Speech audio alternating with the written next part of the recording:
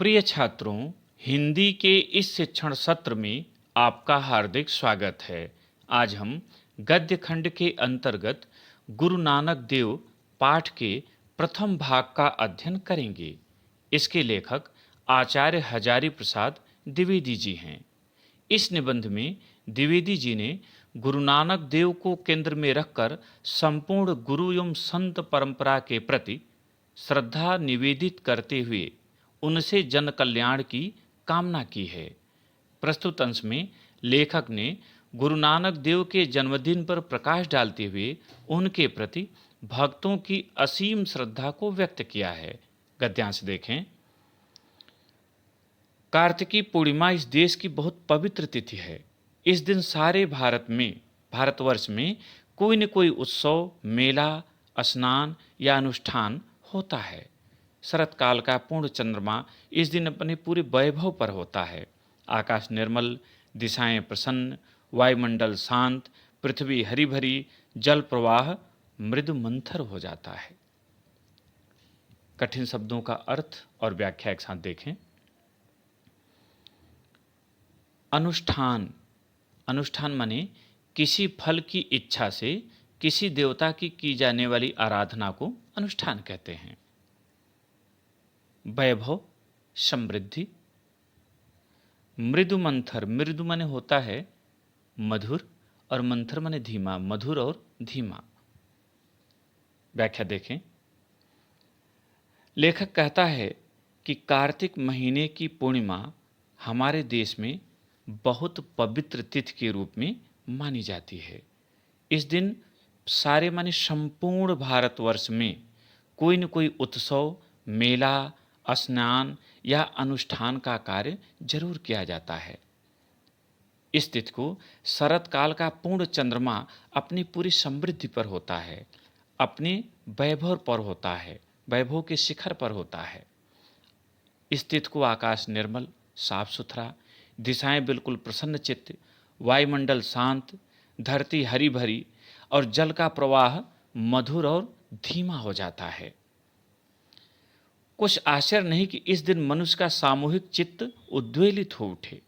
उद्वेलित, छलकता हुआ, ऊपर से बहता हुआ। लेखक कहता है कि इसमें कोई आश्चर्य नहीं कि मनुष्य के मन में इस दिन ऐसे वातावरण को देखकर उसका जो मन है वह छलकने लगे, हृदय के भाव छलकने लगे। इसी दिन महान गुरु नानक देव के आविर्भाव का उत्सव मनाया जाता है। आविर्भाव माने अवतार लेना, प्रकट होना। लेखक कहता है कि इसी तिथि को गुरु नानक देव के इस धरती पर अवतार लेने का, होने का उत्सव मनाया जाता है। आकाश में जिस प्रकार खोडस कला से पूर्ण चंद्रमा अपनी कोमल स्निग्ध किरणों से प्रकाशित होता है, उसी प्रकार मानव चित्त में भी किसी उज्जवल प्रसन्न ज्योत पुंज का आविर्भाव होना स्वाभाविक है। गुरु नानक देव ऐसे ही खोडस कला से पूर्ण स्निग्ध ज्योति महामानव थे। खोडस कला 16 कलाएं, चंद्रमा की 16 कलाएं। स्निग्ध मन चिकनी, ज्योतिपुंज प्रकाश का समूह, महामानव, महान मानव, महापुरुष। लेखक कहता है कि जिस प्रकार आकाश में चंद्रमा अपनी 16 कलाओं से प्रकाशित होता है, ठीक उसी प्रकार मानव के मस्तिष्क में किसी ज्योतिपुंज का उत्पन्न होना एक स्वाभाविक प्रक्रिया है। गुरु नानक देव ऐसे ही 16 कलाओं से युक्त स्निग्ध ज्योति महामानव थे। जैसे चंद्रमा में 16 कलाएं होती हैं, उसी तरह से गुरु नानक देव भी 16 कलाओं से युक्त थे। कार्तिक महीने की पूर्णिमा के दिन लोकमानस में अरसे से कार्तिक पूर्णिमा के साथ गुरु के आविर्भाव का संबंध जोड़ दिया गया है। अरसे से माने लंबे समय से। लेखक कहता है कि कार्तिक पूर्णिमा के दिन लंबे समय से लोग गुरु नानक देव के जन्मदिन को मनाते आ रहे हैं।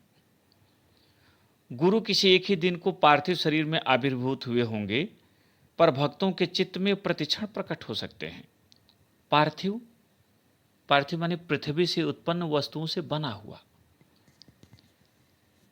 लेखक कहता है कि गुरु नानक देव तो किसी एक ही दिन प्रकट हुए होंगे, उत्पन्न हुए होंगे, इस पार्थिव शरीर के रूप में एक ही दिन उत्पन्न हुए होंगे, किंतु भक्तों के हृदय में तो वे प्रतिक्षण प्रकट होते हैं।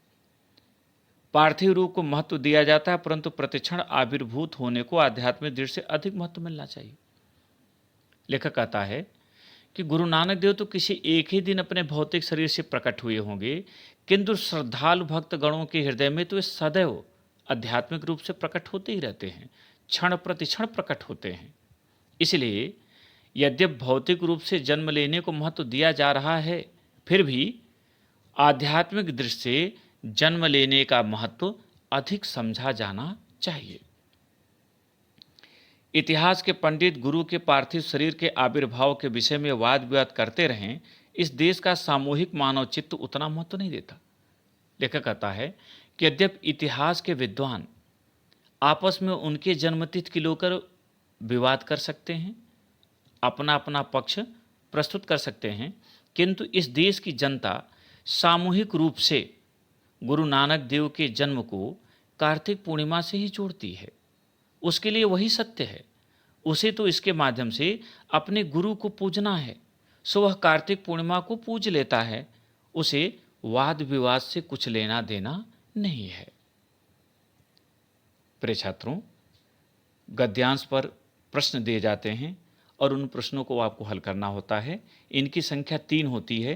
पहला गद्यांश के संदर्भ से संबंधित होता है, दूसरा रेखांकित अंश से, और तीसरा एक प्रश्न उसी पर पूछा जाता है जो उसका उत्तर उसी पर आधारित होता है, किंतु वहाँ कुछ और प्रश्न भी यहाँ महत्वपूर्ण हैं, तो उनका भी उत्तर हम इसमें शामिल कर रहे हैं। देखें, पहला प्रश्न, उपर्युक्त गद्यांश का संदर्भ लिखिए। इस तरह से प्रश्न आए तो ऐसे लिखें, प्रस्तुत सारगर्भित गद्यांश हमारी पाठ्यपुस्तक हिंदी के गद्य खंड के अंतर्गत गुरु नानक देव पाठ से लिया गया है। इसके लेखक आचार्य हजारी प्रसाद द्विवेदी जी हैं। अथवा प्रस्तुत गद्यांश का शीर्षक तथा लेखक का नाम लिखिए।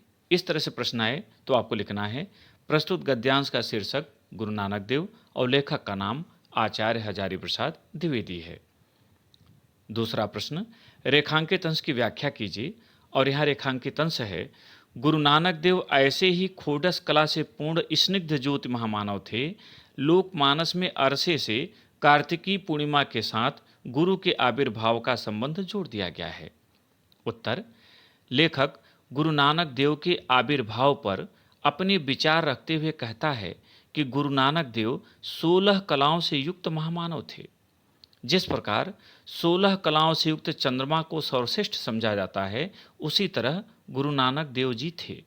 हमारे देश की जनता बहुत लंबे समय से कार्तिक पूर्णिमा की तिथि को गुरु नानक देव के जन्म दिवस के रूप में मनाती आ रही है।